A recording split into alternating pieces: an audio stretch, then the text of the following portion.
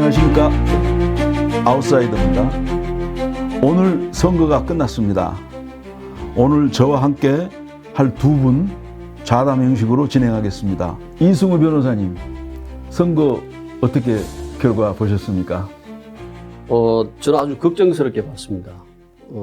생각하지도 못했던 일이 벌어졌죠. 첫 번째, 서울시장이 다시 오세훈 시장이 됐다는 거 하나, 정은호 씨가 떨어졌다는 거 하나, 또 부산에서 하정우 씨가 떨어졌다는 거, 그다음 대구에서 김부겸 전 총리가 떨어졌다는 거, 또 우리가 잘 아는 이제 빵진숙 씨가 당선됐다는 거. 이게 과연 이 내란 세력을 척결하는 이 과정에서 마치 내란 세력이 다시 부활하는 같은 느낌, 이런 느낌이 좀 옵니다. 그래서 다음은 제 왼쪽에 앉아 계신 한올연구소 소장님이시고 평소 역사와 AOK 통일 문제에 지대한 관심을 가지신 김철호 소장님 모셨습니다. 반갑습니다. 네. 예. 안녕하세요. 저는 이런 생각이 들었습니다. 해방된 줄 알고 잠깐 좋아가지고 며칠 어딘가에 갔다 왔더니 그대로 옛 그 일제시대 사람들이 다시 다 등장해서 뭐 세상을 전횡하는 느낌? 그래서 이번 선거 결과에 대해서는 마치 무슨 이게 꿈인가 생신가 할 정도로 너무 경악스러운 그런 느낌을 받았습니다. 예. 이번 선거는 제가 평가하기에도 평소에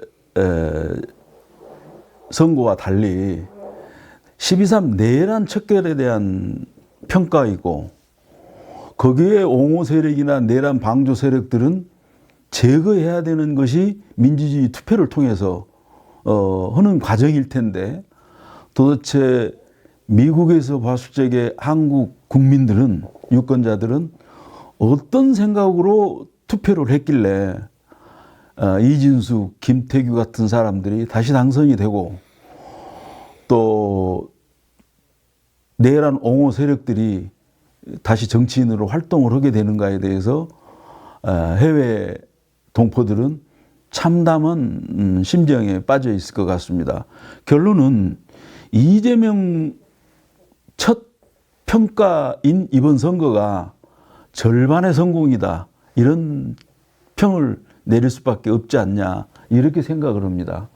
이제 타당한 이제 말씀이라고 생각을 하고, 제가 한 가지 보는 견지는 민주당 쪽에서 상당히 그 지역 감정이라는 걸, 상당히 그 지역 구도라는 걸, 특히 대구 경북에서 굉장히 얕잡아 봤다, 이런 생각이 듭니다. 우리가 김부겸 전 총리라는 거물 정치인을 내려보냈지만 거의 뭐 2달 정도, 예. 거의 시간이 짧았다. 예. 그리고 이 정치라는 거는 결국은 대중과의 접촉이지 않습니까?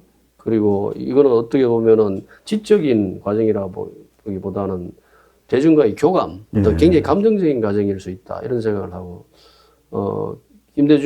김부겸 총리의 탁월한 어떤 인품에도 불구하고, 또 정치적 능력에도 불구하고 그것이 대중한테 먹혀 들어가는 데는 굉장히 어려움이 있었다, 짧은 시간 동안. 두 번째로, 이진숙 같은 경우는, 우리가 다 봤지 않습니까? 빵진숙이라고.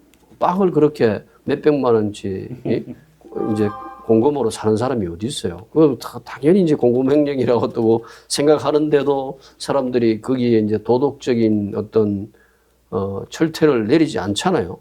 그거는 당연히 지역 감정에 기반하기 때문에 이준석 씨가 된 거다, 이런 말씀. 그 대구 달성은 박근혜 영향이 좀 컸을까요?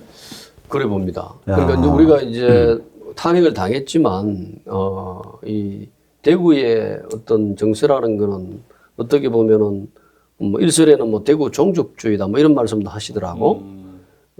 그러니까 그만큼 그 지역에 대한 좋게 말하면 애정이고, 나쁘게 말하면은 이제 국가 전체를 생각하지 않는 거죠.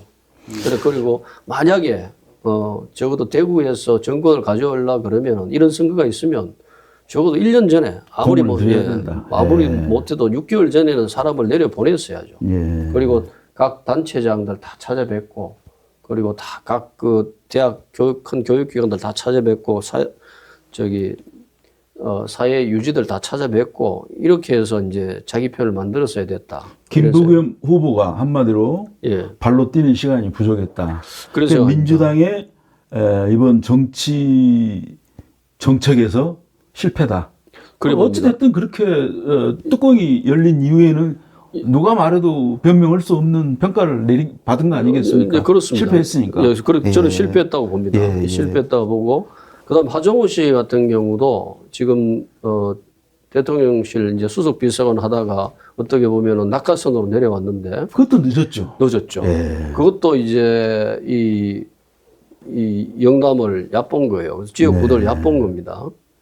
그리고 대중과의 접촉 시간이 굉장히 줄었다. 청와대에서 TV로 보던 사람과 직접 내 눈으로 보던 사람과는 다른 거예요. 유권자 입장에서. 예. 그리고 한동훈 같은 경우는 그나마 일찍 내려와가지고 자리도 잡았고, 그다음에 그보다는 네임 밸류가 있는 사람이죠 또. 그리고 윤석열 때부터 얼마나 많은 또 그 접촉이 있었죠. 매스컴을 많이 탔고 사람들하고 접촉이 있었습니까? 그러니까 이게 단지 어떤 선거라는 과정이 어떤 지적인 어떤 판단이라기보다는 굉장히 감정적인 어떤 시각적인 어떤 영향을 굉장히 많이 받는 과정이기 때문에 좀 하정우 씨가 예를 들어서 입후보하는 그 시간도 짧았고, 그다음에 내려가서 활동하는, 특히 이제 접촉하는 그 양도 한동훈보다는 굉장히 작았다, 이렇게 평가를 합니다. 그러면 이번에는 서울로 이번 선거에 가장 충격적인 결과가 나온 서울로 한번 이야기를 한번 옮겨보겠습니다. 서울은 제가 자료를 이렇게 찾아보니까 2010년 이명박과 한명숙이 때 막판에 이렇게 뒤집어진 사례가 있더라고요. 그때도 몇만 표 차이로 했습니다. 이 서울시장의 무게가 너무 크기 때문에 누가 뭐라고 그래도 이번 지방선거에 서울시장 정원의 실패는 민주당으로서는, 이재명 정부로서는 절반의 실패라고 평가받을 수밖에 없다. 첫째, 우리 이 변호사님은 실패의 원인을 꼽는다면 어떻게? 일단은 그 정원호 씨가 가지고 있는 어떤 무게감이 오세훈 씨보다는 아주 굉장히 낮은 거죠. 그리고 네임밸류가 없는 거, 굉장히 사람들이 알지를 못하는 사람입니다. 성동구청장 했다고 하고 정치에 관심 있는 사람 정도 굉장히 이제 유능한 사람이라는 걸 알지. 제가 말씀드리는 어떤 평균적인 이제 일반적인 시민들의 눈에는 잘 캐치가 안 되는 사람이에요. 그런 사람들을 내놓고 이제 몇 달 전부터 광고하고 선전해서 사람들을 이제 이 사람 이제 능력 있는 사람이라고 소개한다고 해서 사람들의 인식이 그렇게 바뀌냐? 그렇지는 않을 겁니다. 그리고 오세훈 씨 같은 경우는 오랫동안 정치를 했기 때문에 기본적으로 그 자기 편이 있어요. 예를 들어서 선거 투표지를 봤을 때 내가 찍고 싶은 사람, 무의식적으로 찍고 싶은 사람이 있는 거예요. 그런 면에서 이제 어떻게 보면은 제 개인적인 생각입니다만, 오히려 추미애 의원을 서울시장으로 내보내는 게 오히려 오세훈 씨를 대적하기 위해서는 더 맞지 않았냐, 이렇게 생각을 합니다. 그것도 민주당의 정책적인 실패로 결론은 내려지네요. 제가 뜻밖이라고 생각하는 거, 오세훈이가 옛날에 이명박처럼 무슨 청계천 그런 프로젝트로 해서 사람들한테 각인시킨 성공적인 시정 사례가 전혀 없었음에도 불구하고. 강화문 이번에 뭐 탑 세웠지 않습니까? 그 끔찍한 일은 제가 뭐 언급하고 싶지 않고요. 제가 0.73% 차이로 25만여 표로 윤석열이 대통령이 됐던 시절을 분석해 보니 딱 강남 3구의 그 차이가 그 정도였어요. 제가 보기에 이게 어떤 한 시장으로서의 그 사람의 성과나 이 사람이 얼마나 대단한 존재, 이게 문제가 아니라 그저 그쪽에서는 이재명 정부, 좀 죄송한 얘기지만 뭐 표현은 이쁘게 하대요. 우리 시절에는 공돌이라 그랬어요. 공돌이 출신이 감히 차츰차츰 대통령까지 올라온 사람들한테 대한 반감이 기득권 세력한테는 그게 뼈에 사무칩니다. 그 강남의 부자, 그 강남 3구의 사람들은 그게 아주 아까도 우리 이승우 변호사님이 좋은 지적하셔서 그 지역의 그쪽 분들은 옳은 것도 없어. 민주도 공화도 다 필요 없어. 자기가 뼈저리게 보호할 것만 보호하고 반발하고 싶은 거를 그게 고스란히 드러나듯이 서울에도 그런 모습이 드러났다는 게 참 안타깝습니다. 노무현 시절에 상고생한테 서울대생들이 져가지고 내다보느냐. 그 밑에 굴복에 있다라는 것을 못 참는 그거 사례하고 네. 비슷하군요. 네. 그러니까 네. 그 기독권의 견고함을 우리가 민주 세력들이 좀 자각을 해야 된다고. 만약에 또 선거를 치른다면은 적어도 이 기독권이 어떤 경우라도 변화하기는 어렵다라는 전제를 가지고 선거에 임해야지. 그리고 그런 전제에서 어떤 그 선거 주자를 내보내다든지 이런 식으로 구도를 짜야지. 어떤 신선함만 가지고 아주 능력만 가지고 이렇게 해서는 선거를 이기기 어렵다. 선거는 이제 결국은 보통 사람이 하는 거예요.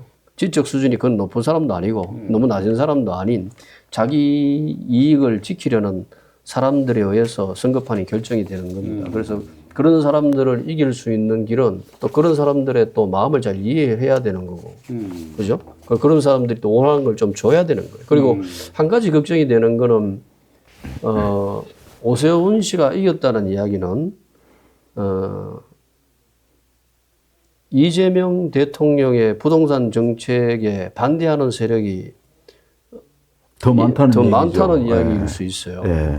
그리고 우리가 지금 수십 년 대한민국이 가져왔던 이제 서울시의 어떤 집값 문제, 이거는 뭐 누가 말해도 뭐 불합리한 거고 이걸 고쳐야 되겠다는 이런 와중에 이런 악재가 떨어졌다는 것은 앞으로 이재명 정부도 좀 아주 쉽지는 않겠다. 예. 그래서 뭐 여기에 대해서 특별한 그 정책이 더 나와야 된다 이렇게 생각합니다.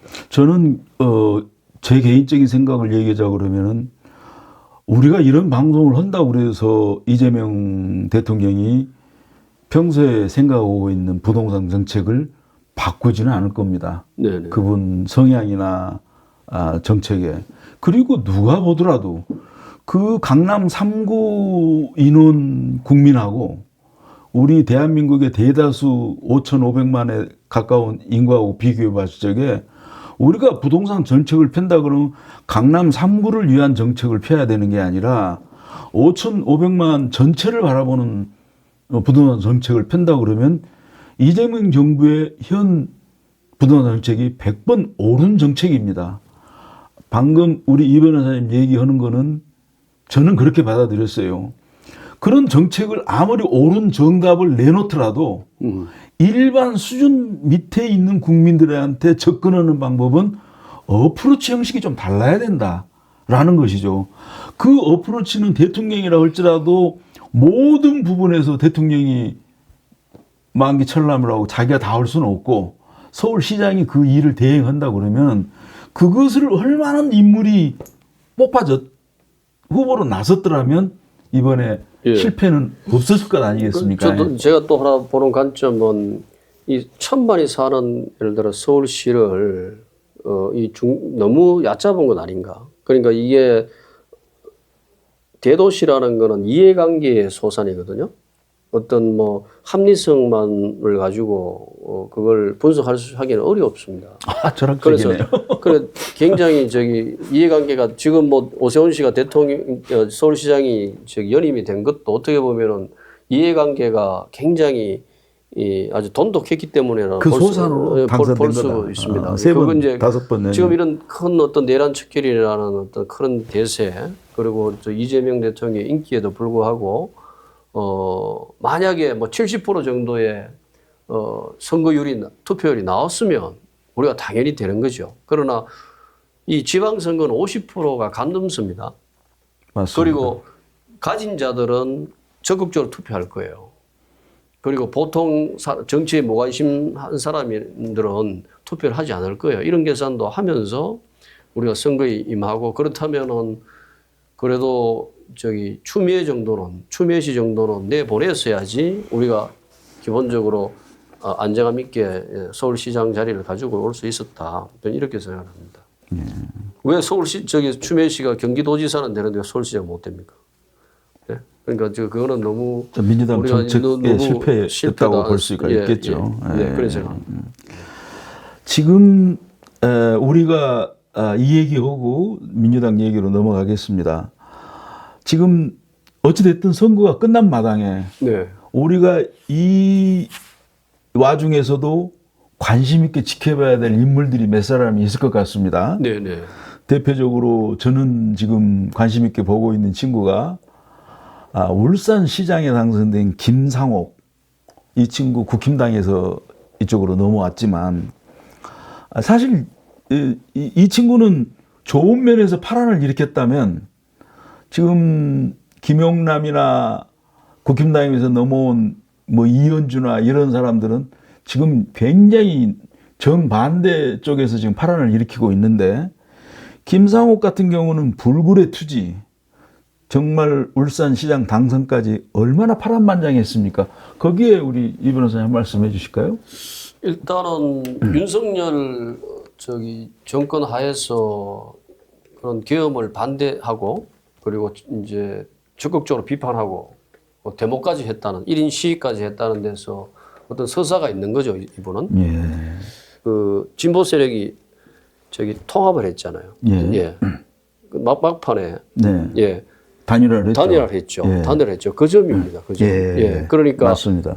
그러니까 이 선거라는 걸 우리가 이제 어떤 정치의 수준이라는 것이 긴 시간에 보면은 어떤 진보하지만, 선거라는 단시간에 어떤 사건을 두고 볼 때는 결국은 그 힘을 모아야 되는 거예요. 네. 딱 그 반대 그림이 평택을이죠. 네. 거기서 단일화를 어찌됐든 이뤘더라면 국힘당 이휘동에게 어부지리를 주지 않았을 텐데, 그런 것이 있고요. 근데 예, 그래서 또 하나는 또 한 말씀 들으시면 뭐냐면 왜 그 민주당 그 지도부가 왜 그런 어떤 단일화의 이런 이야기들을 많이 못했냐. 지금 평택도 그렇고. 제가 그건 이 얘기 끝나고 민주당 얘기할 때 제가 그것도 말씀드리겠습니다. 그 다음으로 김상옥이 어찌됐든 간에 윤석열이가 다 죽어간 시절이 아니고 한참 날때던 시절에 고개를 빳빳이 쳐들고 대항을 해서 불굴의 투지로 오늘 울산시장까지 그 자리를 만들었는데 우리가 박수를 쳐드리고, 저는 이번 선거의 초점이 뭐가 복귀를 해봤을 때 이제 알겠지만, 국힘 제로를 외쳤던 이런 상황에서 평택을에 어부지리를 줬다는 그것은 가장 뼈아픈 그 실책입니다. 그게 어떻게 왔느냐는 그 과정을 쭉 우리가 알거든요. 왜 그런 상황이 빠질 수밖에 없었느냐. 그런데 결국 우리가 이런 거예요. 독립운동을 해서 목숨을 걸었던 그런 분들이 조국이 이렇게 해방이 됐을 때도 자기 자리를 못 차지했는데, 이렇게 돼서 그 윤석열 시절에 그 12.3 그때 그거를 극복했던 많은 시민들의 그 열망이 결국 불과 한 1년 반 만에 이렇게 돼버릴 줄 알았으면 어떻게 우리가 그렇게 목숨 걸고 거기 가서 그랬을까 하면, 아니 국힘제로 그 다음에 그 두 사람이 가진 위상과 모든, 아까 좋은 말씀하셨지만 오세훈이 같은 네임밸류가 있는 사람도 아닌데 김용남이 그렇게 같이 갔잖아요.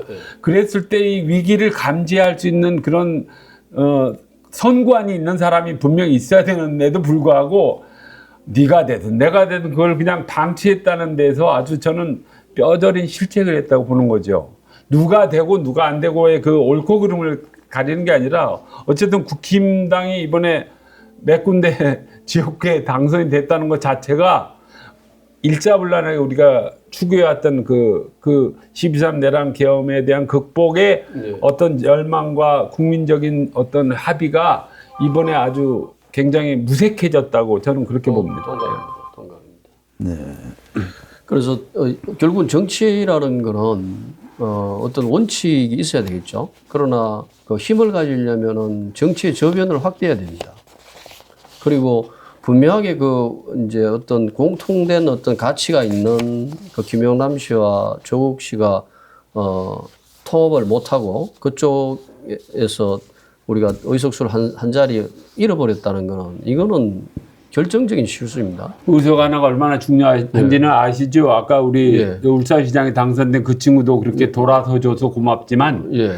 1차에서 우리가 안 됐잖아요. 예. 그 국회의장이 얼마나 통탄하면서 예. 안 됐는데 2차에서 그게 됐던 탄핵 게 반대. 탄핵 제목을 불과 빼셨네. 몇 사람 때문에 그게 저울이 넘어간 거고 그때 한동훈이 큰 역할을 했기 때문에 한동훈이 어떤 그런 예. 성과가 올라간 건데 예. 그거를 우리가 너무 망각하는 거예요 벌써. 왜냐 180명 정도의 그 세력이 있으니 뭐 한두 사람 아무것도 아니겠지. 그게 얼마나 뼈 아픈 실책인지 두고 앞으로 이제 이게 전개될 때 제가 보기에는 수가 너무 복잡해지는 거예요 이제는. 160대 110입니다. 그러니까 시장도 그렇고 보지사도 그렇고 모든 게 4년을 앞으로 같이 가야 될 그런 발맞춰서 얼마든지 그 시너지 효과를 낼 수 있는 사람들이 그 자리를 못 차지하고 예. 또 국회의원들이 저렇게 제 고향이라고 얘기했지만 평택에서 그 사람이 다시 4선째 되는 경우를 만든 거는 정말 경악할 일이죠. 예. 예. 예. 거기에 대해서 좀 앞으로 누군가가 책임을 져야 된다는 그런 거를 좀 예. 예, 추궁해야 될 것 같습니다. 지금 조국과 김용남이 조국혁신당과 민주당의 문제점이 이제 선거 실패의 원인으로 다시 지적이 되죠. 그러면 민주당 내에 지금 어떤 문제들이 있어서 이렇게 됐겠나? 저는 맨 먼저 얘기하고 싶은 거는 선거는 바람이다. 그런데 민주당이 바람을 제대로 타지 못했다. 12.3 내란 척결이라는 막중한 과제가 있었으면서도 온 국민이 인식을 같이 오고 있는 그런 중요한 맥락을 있음에도 불구하고 실패가 할 수밖에 없었던 이유는 민주당 내에 지금 신민주당파와 구민주당파의 내란이 지금 분규가 시작이 됐거든요. 김민석 총리가 사표를 내고 당 총재에 나서면 당 대표로 나서면서 정청래하고 지금 한바탕 싸우겠다는 거 아니겠습니까? 그러면서 지금 송영길, 이현주, 누이재명 계가 지금 꿈틀거리면서 일사천리로 일목요연하게 지금 가지 못하고 있는 그런 결과가 되다 보니까 예. 또는 대권을 보면서 나는 선거 바람을 탈 수 있었다는 그 두 번째 이유는 2월달, 3월달에 조국 혁신당과 합당하자라는 제의가 왔을 적에 그 반대한 무리들이 바로 신민주계거든요. 이재명계거든요. 그 자들은 조국이 들어오면 또 다른 암초로 보는 거예요. 정청래 암초도 큰데 조국까지 쓰게 되면 자기네들이 신주류가 힘을 하는데 어려움이 있을 거다라고 해서 반대를 하고 조국을 배척을 하고 조국이 출마한 데는 어찌 됐든 간에 우리가 민주당 후보를 보내서 조국이 당선을 못하게 해야 된다라는 그런 사명이 있었기 때문에 결론은 큰 그림에서는 실패한 거죠. 저는 안타깝지만 이 정치인의 한국 정치를 미국에서 보면서 한탄스러운 거는 정치인이라고 하는 사람들이 국가나 우리 국민들을 생각하기보다도 자기 자신의 영달, 개파 이런 이익에 충실하다 보니까 이런 결과가 빚어지지 않았나. 우리는 그 평택에 A라는 사람이 되든 부산 북구갑에서 B라는 사람이 되든 사실은 우리는 뭐 얼마나 그게 중요합니까? 자기네들은 생사가 갈려있고 부귀영화가 달려있겠지만 우리는 대한민국이라는 큰 그림 하에서 민주당이 올바르게 나가길 바라고 있는 것인데 말이죠. 민주당 관련돼서 이 변호사님 좀 하고 싶은 얘기 좀 따끔하게 좀 하시죠. 예, 제가 볼 때는 아마 어느 정도 분열되고 이제 힘싸움을 한다는 게 사실인 것 같아요. 그게 이제 김용남 평택에서 그게 단일화가 안 됐다는 거는 아무래도 힘싸움을 하고 있다는 그 방증이 될 것 같습니다. 그리고 일단 만약 그게 사실이면 이제 말씀하신 대로 정청래 대표하고 이제 김민석 총리가 당대표를 두고 붙는다면 결국은 이제 어떻게 보면은 구민주계와 이제 이재명계 이제 싸움이 이렇게 되는 거죠. 결국은 정치판이 이제 변해가는 모습은 항상 그 신진 세력이 이기는 모습이에요. 재밌는 거는 그건 왜 그러냐면 저변을 좀 확대해서 오거든요. 이제 예를 들어 구세력들은 뭐 기득권도 마찬가지지만 항상 그 기존의 것을 지키고 아성을 찾는단 말이에요. 자기들이 이제 그 모여지는 사람들도 옛날 사람들 중심이고 새 사람들을 잘 포섭을 하지 못합니다. 다행히 우리가 그런 어떤 그 아성을 깨고 이재명 대통령이 됐기 때문에 힘은 그쪽으로 가고 있는 거예요. 그리고 지금 이재명 정부가 성공하려면 민주당 내에서 이재명을 도와주는 세력이 권력을 잡아야 되는 거예요. 그래야 이재명 정부가 성공을 합니다. 그래서 만약에 지금 뭐 그렇진 않겠지만 극단적으로 싸우게 된다면 아마 이재명 정부도 정책 실현이 이제 굉장히 쉽지는 않을 거다. 그러면 이제 그 책임이 이제 결국은 민주당 이제 순회부에 있는 거죠. 그래서 지금 이제 요번에 일어난 정치 구도로 보면은 상당히 정청래 씨가 나름대로 김민석 씨가 이제 당대표 출마하면 굉장히 유리한 고지를 어떻게 보면 잡았다. 이렇게도 볼 수 있는 게 아니냐. 좀 이렇게 생각이 되네요. 아니, 제가 봤을 적에는 두 계파가, 두 사람이 예. 정당하고 그 합리적인 쟁투가 이루어진다면 좋은데 지금처럼 큰 대의를 저버리고 예. 자기네들 사리사욕에 의해서 계파 간 싸움을 한다고 그러면 국민도 지지하지 않을 뿐만 아니라 이재명 정부의 성공도 기대하기가 힘들게 되는 거 아닌가라는 생각인데 제가 오기 전에 잠깐 자료를 보니까 민주당 전당대회가 2달 후입니다. 그럼 이 선거 끝나자마자 다음 달부터 이제 불이 붙기 시작하는 거예요. 네네네.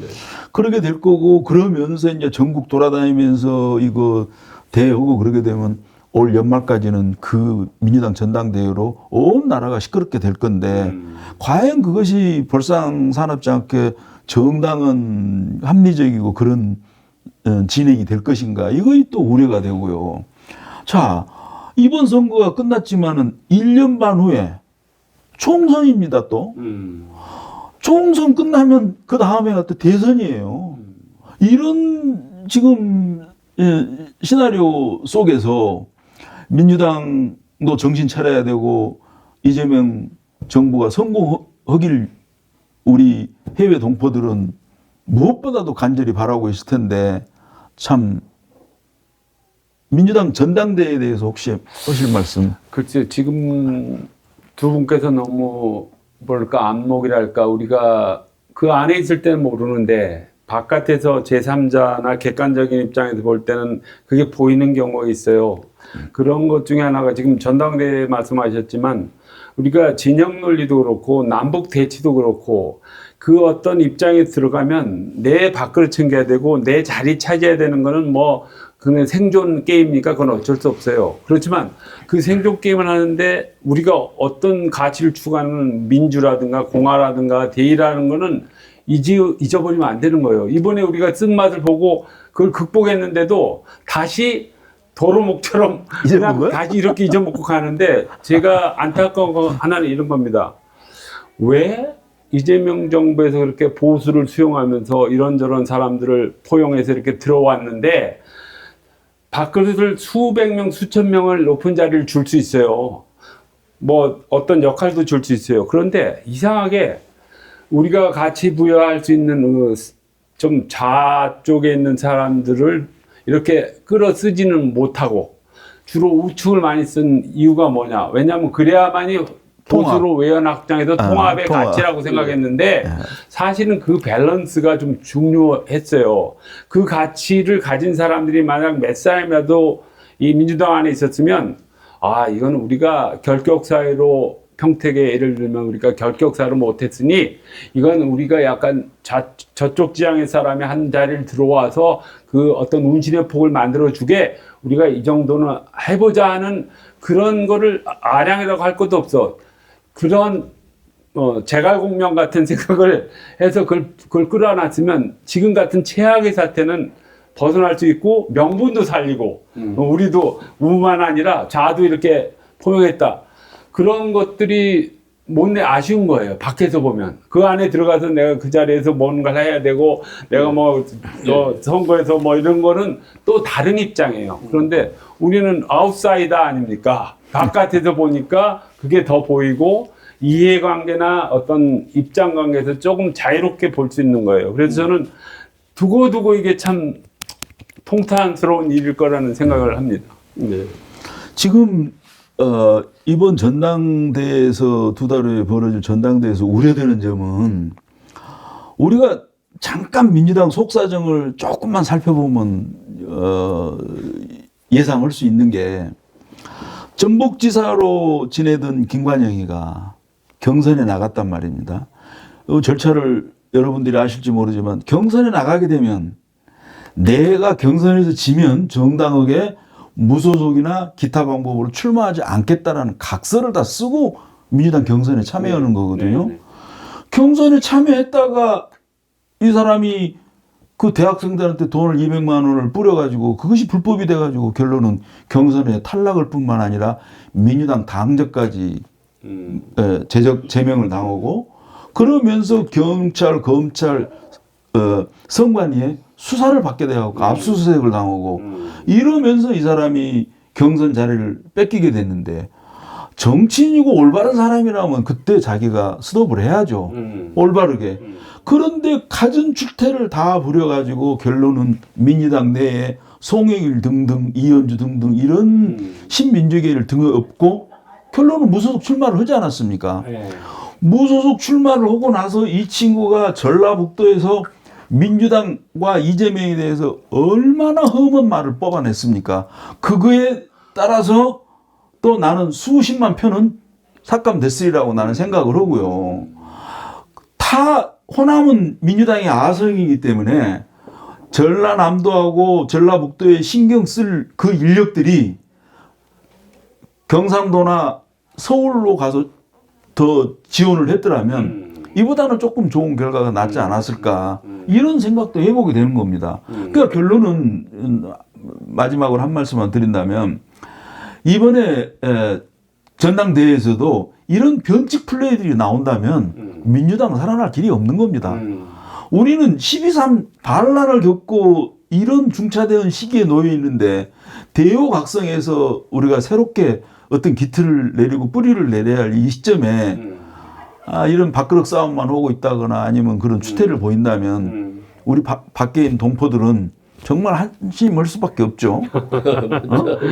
제가 항상 뭐 몇 년 지켜보면서 우리 양 박사님이 가진 그 어떤 정의감이나 어떤 그런 불의에 대한 분노감 이런 것 표출하면서 많은 글도 쓰시고 그러는데 저는 이번에 가장 경상도 쪽은 생각하고 싶지도 않아요. 예. 평택도 그래요. 근데 서울 시민들한테는 내가 굉장히 좀 실망감이 있어요. 더더구나 20대 남자들은 오세훈을 70% 이상 지지하고 그렇습니다. 70대 남자들도 역시 그래요. 저는 그 심리가 뭔지를 압니다. 제가 그 20대 남자들이 20대 여성들 그 개딸들에 비해서 현저하게 그런 식으로 지내는 게 결국 그런 거예요. 젊은 나이는 그 사람이 부당하든 정당하든 저 정도 됐으면 됐어. 나도 오세훈이 되고 싶어. 나도 윤석열이 되고 싶어. 70대 남자들 마찬가지예요. 아이씨, 나 살아보니까 정의가 뭐야? 뭐가 볼 거 있어? 나는 그냥 그 정도의 사람이 됐으면 좋았을 거야 하는 그런 인간적인 감정이에요. 근데 저희가 대학 다닐 때라고 이렇게 하면 또 나 때는 되겠지만 우리는 그때는 남자 20대 청년들이 가진 그 어떤 의무감, 그 공화국이나 어떤 가치에 대한 어떤 헌신 내지는 정의감이 이 시대를 바꿀 정도로 에너지가 동력이 있었습니다. 기계가 있었죠. 예, 그런 게 기계가 있었는데 있었습니다. 지금은 완전히 없습니다. 20대 남자들이 도대체 왜 저러지? 70대 노인들은 저도 그 정도의 나이지만 근데 실망을 하고 말지만 그 아이들이 자라서 점점 30, 40대, 50대가 되고 이 나라를 어떤 책임감이나 어떤 공동체 의식을 가지고 살아야 되는데 왜 저러지 하는 생각에 서울 시민들이 저는 참 좀 기가 막힙니다. 예전엔 서울 시민들이 가장 야당 성향이었고 예. 뭐든지 오른쪽으로 해서 갔거든요. 맞습니다. 하여튼 참 예. 안타까운 일이고 예. 정말 정말 아까도 얘기했지만 해방이 돼서 아이고 좋다고 나 어디 가서 한 일주일 어디 갔다 왔더니 다시 꿰찬 건 다 일제시대 그 사람들이 하는 그런 기분이랑 똑같이 더러운 기분인 거예요 지금이. 예. 나는 김태규, 이진숙, 오세훈, 한동훈 당선을 보면서 딱 머리에 스치는 거는 1930년대 독일에서 히틀러가 정권을 잡을 때 그 시민들한테 추앙받고 그게 죽음의 길이고 지옥의 길로 가는 길인지도 모르고 박수치고 투표하는 거에 대해서 그 생각이 나는 거예요. 왜 서울 시민들은 그 사람들한테 투표한 사람들은 그런 생각밖에 할 수가 없을까? 왜 다른 것을 보지 못할까? 안타까운 그런 생각이 좀 듭니다. 자, 그러면 시간도 많이 됐는데 마지막으로 한 말씀씩 하시고 끝내실까요? 네. 이번 선거 결과는 전체적으로는 민주당이 이겼지만 실질적으로는 민주당이 졌다. 왜냐하면 더 많은 승리를 할 수 있었음에도 불구하고 정말 옳으신 말씀입니다. 민주당 내부의 정책 선거 정책 실패 때문에 이런 일이 일어났다 이렇게 생각합니다. 그래서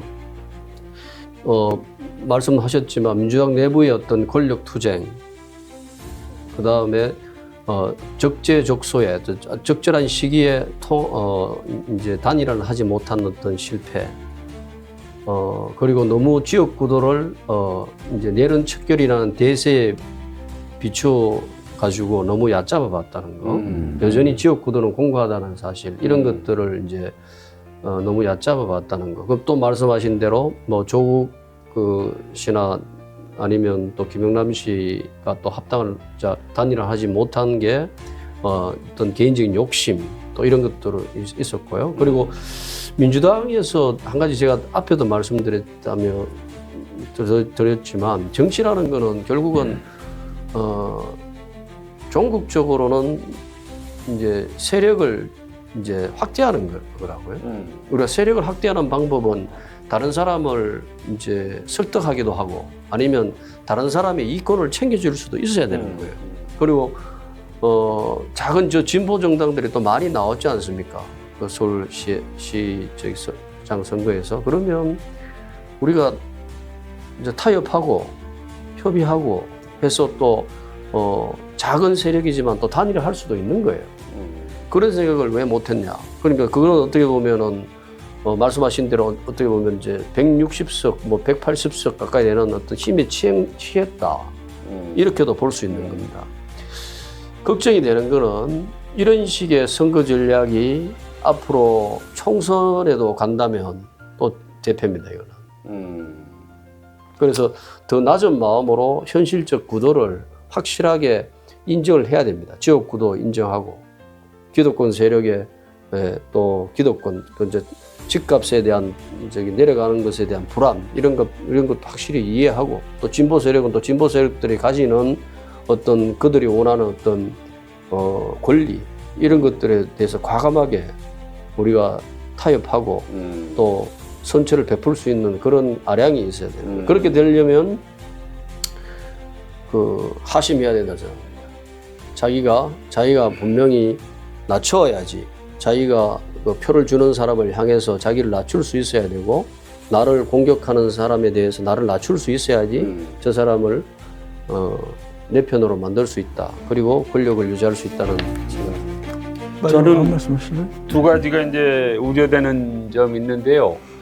이 국면은 저의 개인이 실망하고 이런 정도의 문제가 아니고 이재명 정부나 또 민주당이 더불어민주당이 이 사태를 어떻게 잘 헤쳐나가면서 아까 우리 이 변호사님 말씀대로 다음 총선도 있고 네. 그다음에 또 전당대. 대선도 있고 이런 것을 갈 때까지 우리가 흔들리지 않고 뭔가 좋은 방책을 마련해야 되는 거 거기에 대한 게 지금은 문제가 아주 어려워졌어요. 전에는 이게 잘 순조롭게 16대 1로 되거나 했으면 한 뭐 구구단처럼 풀었는데 이제는 2차 방정, 3차 방정식으로 아주 어려워졌다는 거 이게 하나의 우려되는 점이고 또 하나는 아니 그 내란 세력 척결 이런 거에 그 어떤 우리 전 국민적 합의한 정당성으로 해왔던 한덕수 징역 20몇 년, 이상민 징역 얼마 이런 추경호도 당연히 그렇게 들어가야 될 사람을 제때 못 잡아놓은 것도 실책이고 반대급부로 이렇게 되고 나면 추경호, 한동훈 이런 사람들이 기세등등해서 봐라 우리가 뭐 어쨌다고 선택을 받았다. 어쩌라고 우리는 이제 그럴 사람들이 그렇게 나와서 또 난리를 칠 상황이 또 우려되는 거예요.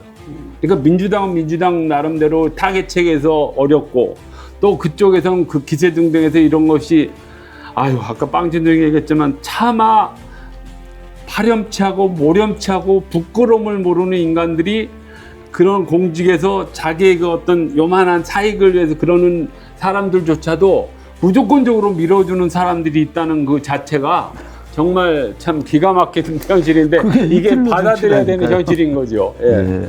하여튼 안타깝습니다. 네. 마지막으로 이재명 대통령이 이 선거 끝나고 분석을 잘 하셔서 국민들에게 민주당의 앞날에 좋은 결과가 있기를 바라면서 이 시간 마치도록 하겠습니다. 감사합니다. 네, 감사합니다. 수고하셨습니다. 네, 수고하셨어요. 예, 아이고.